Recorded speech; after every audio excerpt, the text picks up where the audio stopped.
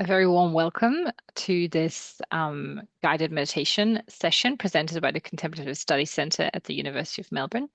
My name's Dr. Karen Mather. I'm a research fellow here at the centre. And first of all, I'd like to respectfully acknowledge the traditional owners of the unceded lands on which we work, live, and learn, the Wurundjeri, Woiwurrung, and Bunurong peoples, and we pay respect to their elders past, present, and future, and to any Indigenous people present today. I also want to remind all participants that your well-being is our highest concern, and that by joining this session today, you do so in compliance with the CAC terms and conditions as you indicated when registering online. Please see the chat for more information, and if you're unwilling or unable to comply with the CAC terms and conditions, we respectfully ask that you please leave the session now. Today, we're delighted to welcome Ingrid Jolley to facilitate this guided meditation series, which is inspired by mindfulness-based stress reduction. Ingrid is an experienced MBSR teacher, yoga teacher, social worker, counselor, and psychotherapist in private practice. She's deeply passionate about teaching MBSR and is committed to creating a safe, welcoming space where people can connect with themselves and others while discovering the transformative power of mindfulness. If you have any questions, comments, or reflections, please place them in the Q&A at any point during the session, and we'll be happy to address as many as possible towards the end. Please note that this is the only session that will be recorded. Welcome, Ingrid. Thank you so much, Karen, and thanks so much for the Contemplative Study Centre for having me. It's a really, it feels like a real honour to be here and welcome everyone who's tuned in. Thank you for taking the time out to spend some time with me and to practice. So as Karen mentioned, my name is Ingrid and I am an MBSR facilitator. I've been facilitating the program for almost a decade now. And I came to MBSR while I was actually a yoga teacher and a social worker in homelessness services. And in that role, I was just surrounded by so many people who were experiencing deep suffering that I found myself becoming really increasingly interested in how we, as human beings, develop the inner resources to actually meet the parts of life and the parts of ourselves that we find really, really challenging, really difficult, but we can't necessarily change or fix that. And so this question and also this curiosity about how we work with suffering eventually led me to MBSR, and it continues to shape both my own practice and my teaching. So before I actually say a little bit more about mindfulness and this series that I'll be offering, I'd really like to invite everyone to do something really simple. And that's just to take a moment to arrive together. And initially, I'd love to invite you just to actually look around you, just to take in your environment and notice what you can see. And in terms of what you can see of colours and tones and textures and light, shadows, darkness, just bringing a curiosity to what you can see in your environment, looking all around you. And then when you're ready, either lower your gaze or just close your eyes perhaps. And just start to become aware of your body making contact with the surface beneath you that's supporting you right now. Perhaps the chair, the floor, just noticing those points of contact through the back. Maybe the sitting bones or buttocks, the feet on the ground. Just becoming aware of the sensations in your body. Perhaps even noticing that you're breathing right now. You might like to take a deep breath, sensing an expanding and a softening as you breathe in and out.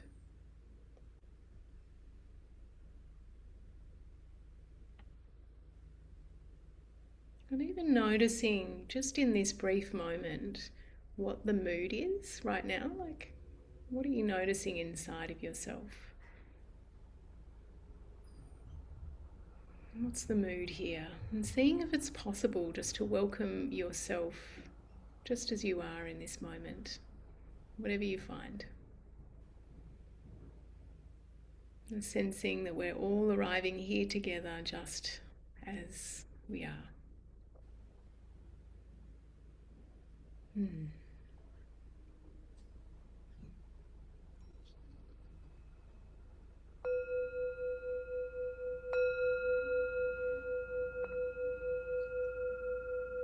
Okay.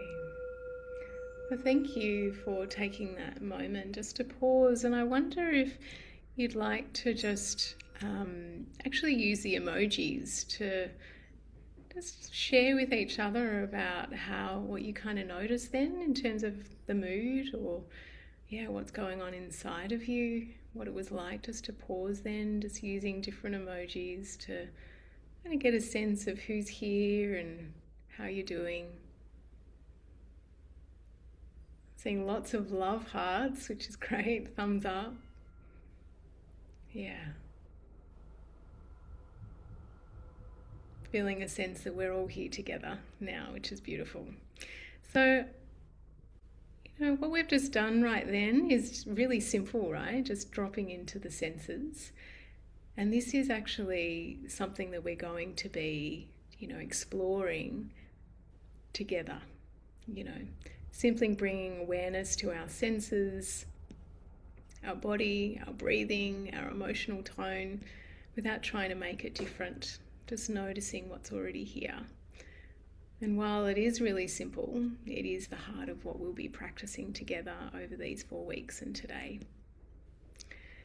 So, a little more about the series and about the practice. The title of this series, as you can see here, is Coming Home to the Senses, Mindfulness for Stress and Wellbeing, and it is inspired by the Mindfulness-Based Stress Reduction program, also referred to as MBSR. So here's the founder of MBSR, Jon Kabat-Zinn. He developed the program in the late 70s.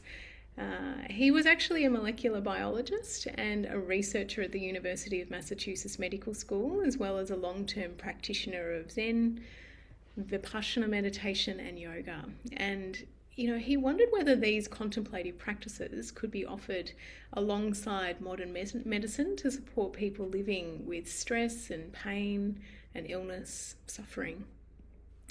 And so drawing on these contemplative traditions alongside Western science, he developed this secular 8-week mindfulness-based stress reduction program, making these practices really accessible to people from different backgrounds.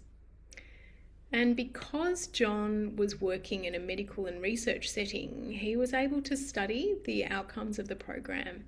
And over the past 4 decades, MBSR has become one of the most widely researched programs in the world.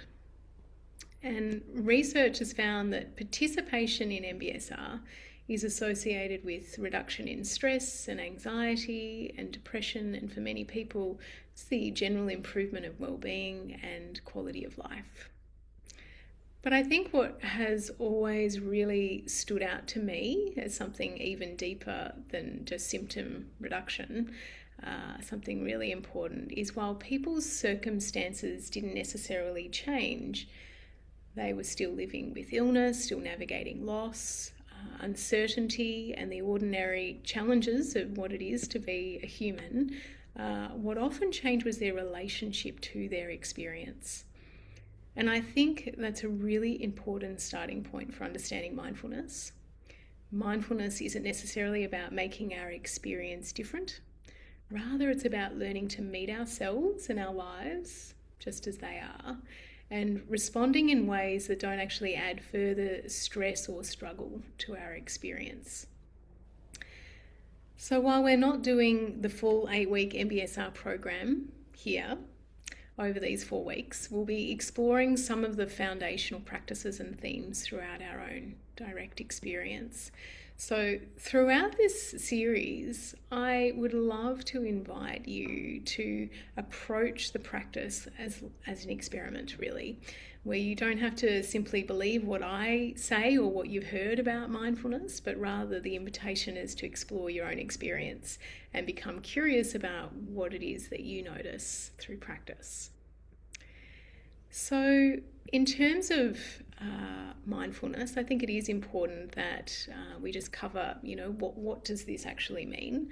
And I'm going to use John Kabat-Zinn's definition, which we use in the MBSR program, which is the awareness that arises through paying attention on purpose in the present moment and non-judgmentally. I'm going to talk through this a little bit more so that we can all understand exactly what does this mean. So I think the first word, awareness, is particularly important because we're not just simply trying to become better at concentrating or holding our attention in one place. We're actually cultivating awareness of our experience as it's unfolding. So when we hear the words, pay attention, many of us can actually, imagine something quite effortful. In mindfulness, we're actually interested in not only what we're paying attention to, but also how we're paying attention, perhaps with a little less effort and more curiosity about what's here. So that really brings me to the on purpose part of the definition. And, I think so often our attention does move around without us really being aware, consciously choosing where it goes. And perhaps, you might have had some of these experiences like driving to a particular destination, you arrive there and you kind of can't even really recall the journey getting there, or maybe you're, it's around lunchtime and you've got your food on your plate and then you kind of go to eat it and you realize you've actually finished and you don't really remember eating it. So this is kind of just a very human experience. I've been there. I'm sure we've all had those kind of experiences. And this is about doing things on autopilot, right? And autopilot is actually, a very incredible, useful tool. Imagine if we had to, consciously think through every movement involved in getting ready in the morning, brushing our teeth, getting dressed, having breakfast, all of the things. It could be quite exhausting. So the invitation of mindfulness isn't necessarily to get rid of autopilot, it's to cultivate the capacity to become more aware of what we're doing while we're doing it. And perhaps to recognize when autopilot isn't actually serving us particularly well. And that awareness can actually open up the possibility for some more choice about how we respond, and perhaps in ways that also take better care of ourselves and those around us. So this brings me now to the present moment. And our minds have this really extraordinary capacity to kind of move through time. We can replay conversations from yesterday and rehearse things that haven't even really happened yet, or even plan next week, all the while just actually sitting here in the present moment. And again, that can be very useful. Much of everyday life requires us to operate in what we might call a doing or a conceptualizing mode, where we're planning, analysing, comparing, judging, remembering, problem solving, thinking about our experience, right? And we need this mode. It helps us to solve problems. It helps us to make decisions and learn from the past and plan for the future. So we're not saying that thinking or doing is bad. What we're really interested in is about finding some balance and flexibility and choice. Because sometimes the thinking mind keeps going when it's no longer particularly helpful.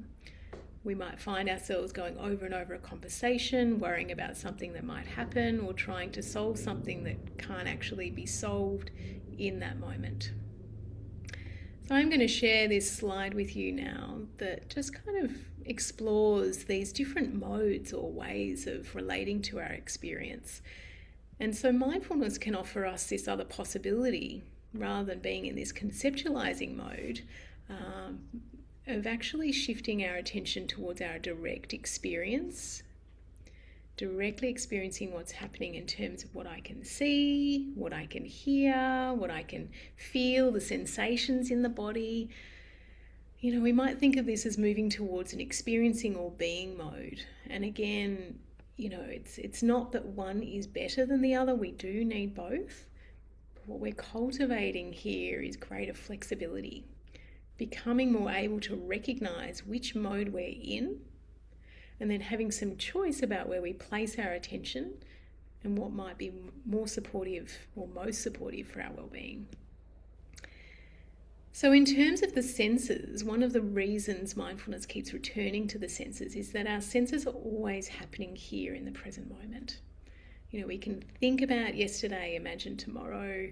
We can, you know, only really feel the breath in this moment. You know, we can only hear sounds that are happening right here, right now. You know, feel our body making contact with the chair right now. And the senses offers us a simple way of anchoring to our direct experience. And as we intentionally return to the senses, it also helps us to slow down a little. We step even for a moment out of thinking and our experience, thinking about it, and back into just actually experiencing it. So this isn't because thinking is bad. We need thinking. But when thinking is generating stress or overwhelm, it can be helpful to know there's another place we can place our attention. So returning to the senses can also create the conditions for the nervous system to settle down, give us a little bit more space to notice how we actually are. And that's really where the title Coming Home to the Senses comes from. The senses offers us a simple way of coming back into relationship with our experience just as it is. And we'll be exploring this a whole lot more together over the coming weeks. And just before I finish this understanding of what we're doing and the practice of mindfulness, I'd also just like to touch on the non-judgmentally part of the definition, because I think this is really important. You know, non-judgmentally, it doesn't mean that we're trying to stop judgments. Our minds and nervous system naturally evaluate experience as being pleasant or unpleasant, you know, safe, unsafe. We need that, right? Mindfulness invites us to become more aware of these responses and perhaps to bring some curiosity and openness towards them, rather than just immediately jumping in to make them different. And that's something we will continue to explore more over the coming weeks, but you might start to notice that coming up in practice as well. So we are going to transition now to practice, and I will share a little bit about practice before we get started. So we're going to actually explore a practice that will involve some gentle movement today. And this actually gives us the opportunity to explore some of what we've just been talking about. We'll move, you know, we tend to move our bodies, right, all the time. And, you know, we don't necessarily give much attention to our experience of moving. So rather than just thinking about the body, we're going to become curious about the direct experience of the body as it moves. So we're going to be really slowing it down enough to notice sensations that might ordinarily just go unnoticed. Some may be pleasant. You know, we might find some might be quite neutral, some unpleasant. And I'd like to just also clarify, rather than doing exercise, kind of really seeing this as about listening deeply to the body. And so please do take care of yourself in the way that you know how today, just adjusting any of the movements to suit your bodily needs. Even if you need to sit anything out, that's absolutely fine. So sensing just really what's here, feeling movement and sensation from inside the body. The intention is not to relax, although you might find relaxation occurs. We're not trying to achieve anything or change anything. We're simply practicing just becoming present, curious about what's already here. And of course, your attention may wander, thinking will happen. This is just what minds do. We can just notice that and gently invite our attention back to the movement, the sensations in the body. Just exploring what it's like to step out of automatic pilot for a moment, out of doing and into that being, sensing mode. So when you're ready, I invite you to just come into a comfortable seated position and also make sure that you have just a little bit of space beside you and in front of you. And then when you're ready, just taking a moment once you're comfortable to either lower your gaze or close your eyes. And first of all, just experiencing your body sitting here, coming back to an awareness of all those points of contact, of touch through the back or the sitting bones, the buttocks, the feet on the ground. Resting into that support, noticing the quality of that sensation. Maybe it's soft, firm, hard, cold, warm.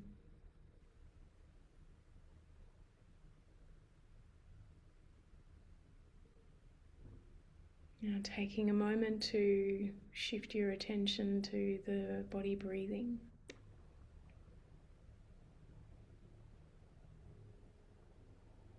You might like to take a deep breath, just experiencing the breath moving in the body, perhaps at the belly, the chest, maybe even the air moving through the nostrils.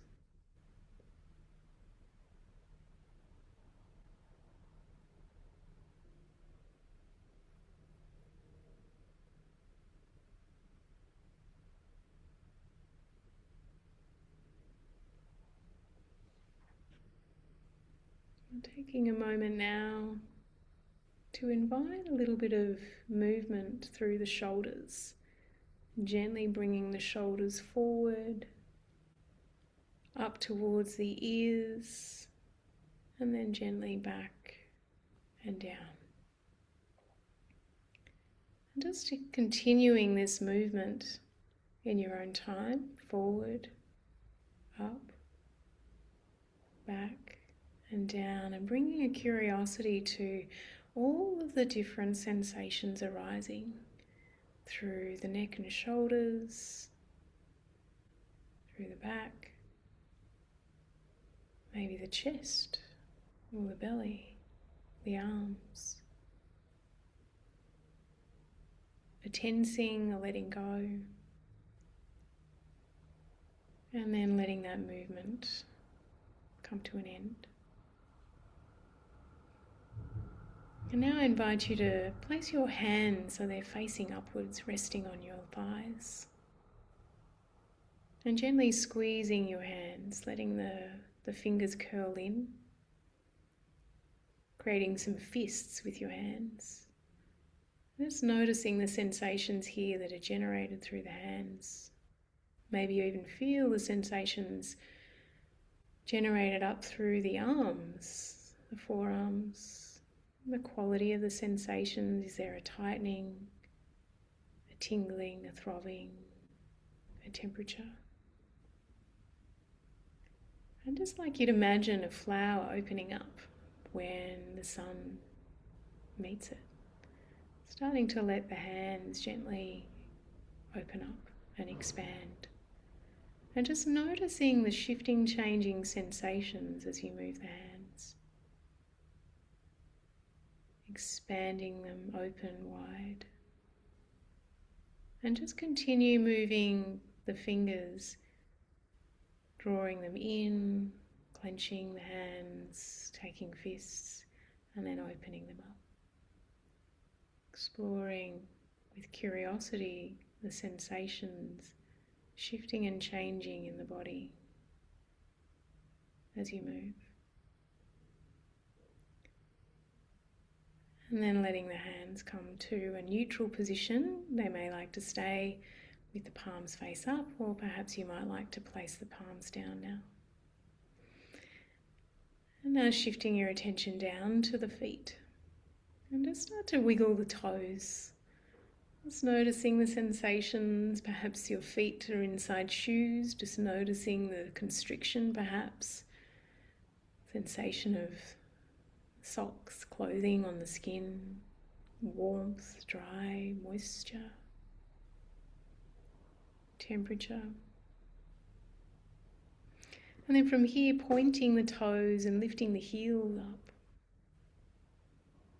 Noticing any sensations generated up through the legs too, perhaps. Grounding the heels and then lifting the toes off the ground, rising them up. And just doing this a couple more times in your own time, just noticing the sensations generated from this movement. And then letting the feet come back down to ground with the floor. And just taking a moment to acknowledge what this experience is like. Slowing down, bringing awareness to sensations. If there's any particular mood here, emotions, the mind, just bringing an awareness to what's here. That's present too. And then just gently and kindly shifting your attention back to an awareness of the body and sensations. And now from here we're going to explore a movement that's like a cat-cow movement but sitting.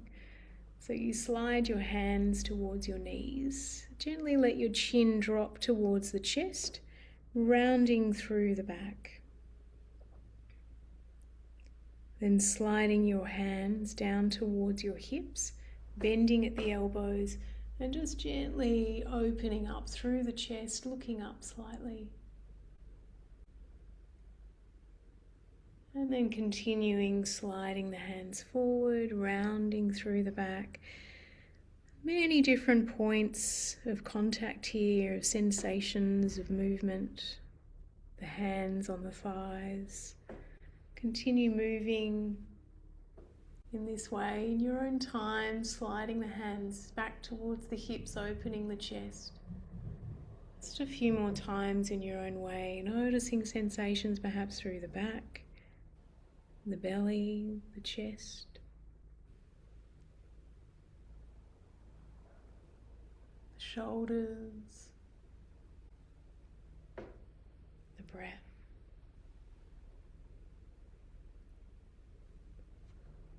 And then pausing.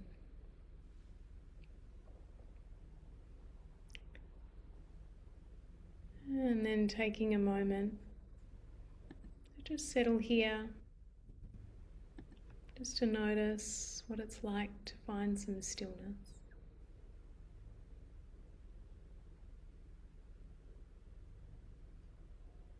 All the while still noticing the flow of sensations as you breathe.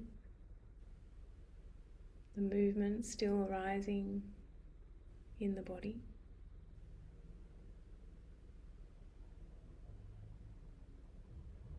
From here, letting your arms rise out wide. Letting them come out in line with your shoulders. And then gently starting to peel them away from the earth, upwards, towards the ceiling. Just slowly lifting them up, rising them up. Just as far as feels comfortable for your body, honouring what's possible today. Adjusting any movements that don't feel possible. And then gently letting those arms slowly lower down by your side. Slowly letting those arms come back towards the earth's surface, pulling down with the force of gravity. And really being there for that moment when they completely let go. And notice the shift in sensations with that letting go. Through the arms, the neck and shoulders, the back.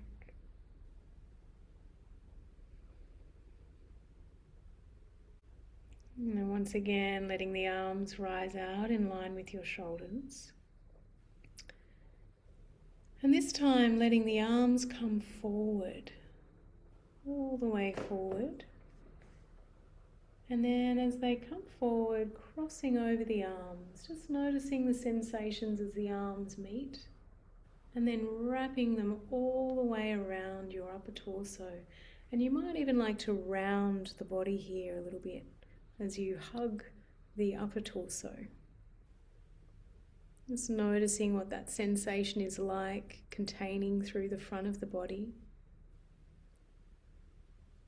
And then gently letting the arms unravel, making their way out in front.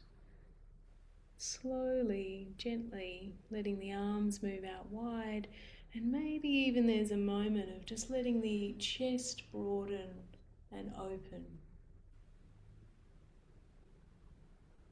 And let's do that one more time. So just letting the arms move out wide, come back through to the center, crossing over the arms the opposite way to what you just did a moment ago. Wrapping all the way around the torso, hugging in, feeling the sensation even of your hands making contact with your body, rounding a little through the upper back.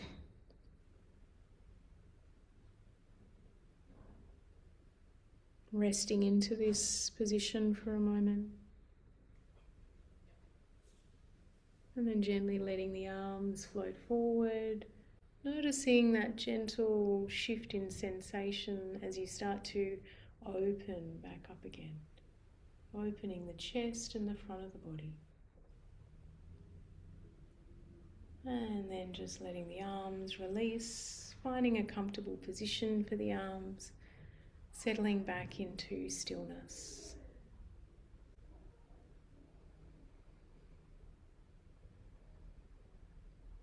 As you rest here, bringing your awareness back to the sensation of being held and supported by the surface beneath you.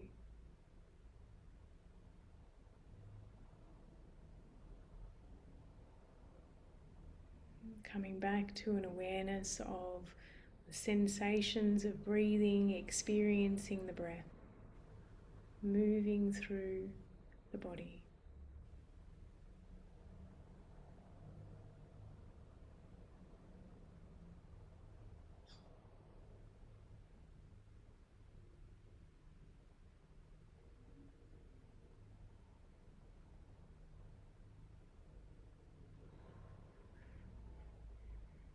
May you awaken to the mystery of being here and enter the quiet immensity of your own presence. John O'Donoghue.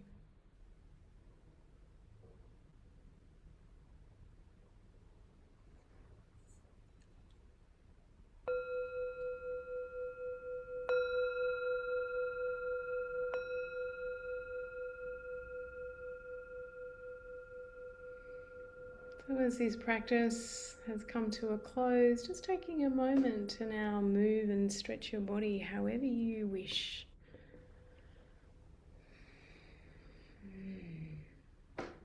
So thank you all for your presence just then, and now we have some time as you transition for some Q&A. I'll hand it over to Karen.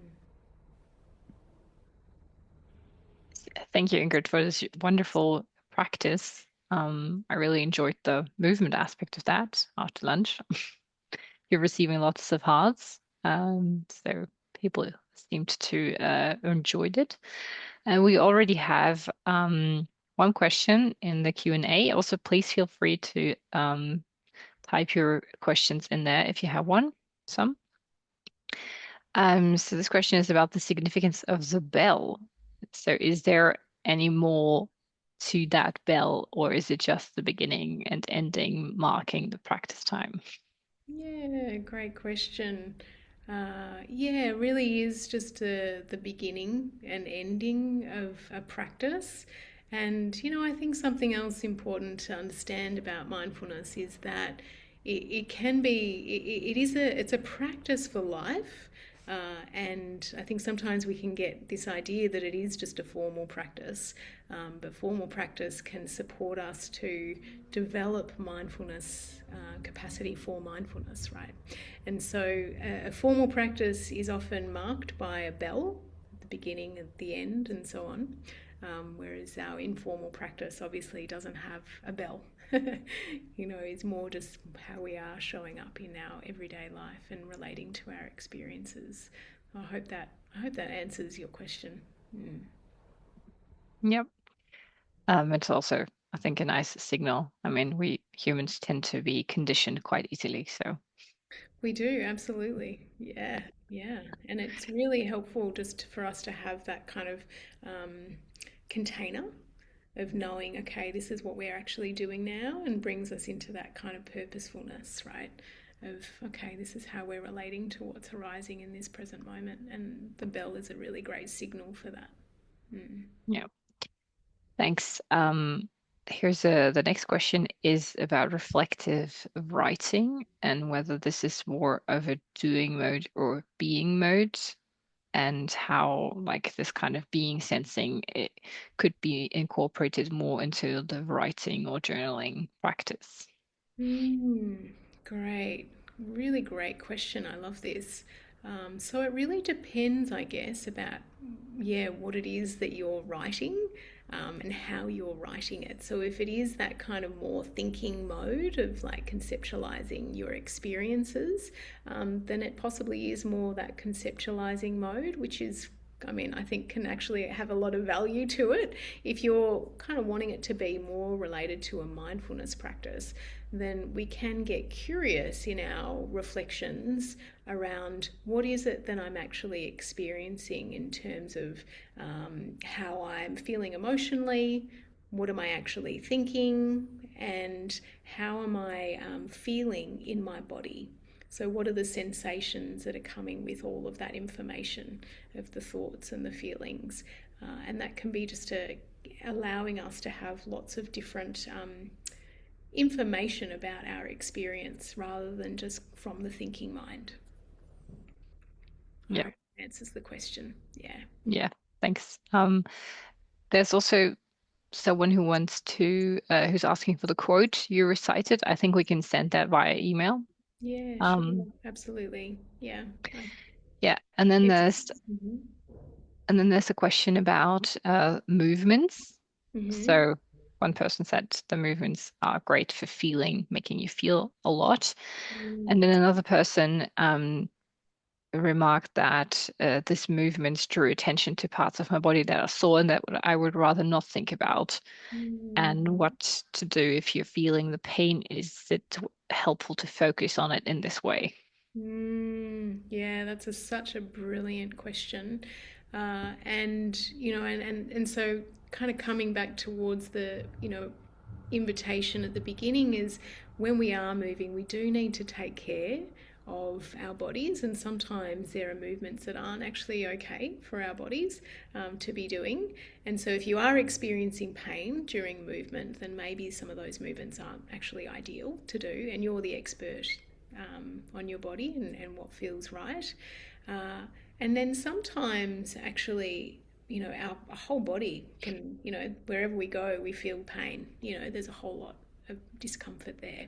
And so it is the way that sometimes it can feel like it gets bigger if we just kind of really focus in on it. And so we can actually invite our attention to notice, actually, is there somewhere in my body that feels okay? Is there somewhere in my body that is feeling quite neutral right now, or actually relaxed, or soft, or not painful? So that can be helpful sometimes. And other times it's also the way that we relate to that experience. So we're just noticing that there is that discomfort and that pain, and how can we be with that in a way that kind of really makes it feel more manageable, bringing compassion and care towards that experience of that pain in the body. But really coming back to, you are the expert of your body, and if movement doesn't feel right, then please honour that. Mm. Yeah. I've also sometimes noticed that if you have like pain from sitting, for a longer period of time, Yep. that actually like bringing your attention to that pain can actually help dissolve it in a way. So it kind of like disappears by giving attention to it. Yeah, yeah. So this is the way, that's great. Yeah. So you've had that experience, Karen, and that is, the way we're paying attention to it with curiosity, huh? Really getting a sense of what it is that we're experiencing, the sensations that we're feeling in our bodies, as opposed to reacting to it and Yeah. having um, a stress response towards it. It's being with Yeah. it, the actual sensations. Yeah. Yeah, and also kind of detangling this kind of automatic mode of responding and like getting caught up in your own mind to like thinking about like what does this mean? Is this unbearable or is this terrible? So I think this kind of practice really helps to train that kind of skill. Yeah, yeah. And so initially we might just become aware of all of those things that we're saying in response to our experience. Yeah. And that is part of becoming aware of how we are doing things automatically. And that awareness helps to open up other possibilities, other ways of relating. Yeah. Mm. Thank you. I would Yeah. also just just really love to invite everyone, if you feel up for it, just to throughout your week see what it's like to actually drop into this sensing, experiencing mode, of just, what is it that you're noticing as you brush your teeth or as you drive the car or as you have a shower or just these. Just it's quite simple, but it takes a bit to actually drop into that awareness of feeling the sensations, experiencing the sensations in your body as you do these activities. Yeah, and just see what you notice from doing that. Yeah. I think the other comments in the Q&A section are more like thank yous and also one person mentioning that we can build a tolerance for painful experiences over time and build this kind of capacity to sit with it. Yeah, yeah, absolutely. Yeah, thank you so Yeah. much for sharing that. Mm. So yeah, unless there's other questions, it doesn't look like it. Thanks again a lot, Ingrid, for facilitating this session and providing such lovely practice and insights into mindfulness-based programs, so mindfulness-based stress reduction. We will be sending the slides, I think, yes, and the recording, so you can have a look at this again. Lots of hearts and a thumbs up again. Beautiful. Thank you all so Um, much. Yeah, for yeah, coming. and then we'll see each other next week at the same time. Mm. So Yeah. thank you, everybody. Thanks everyone for coming. Look forward to practicing with you again soon. Yes, have a good day.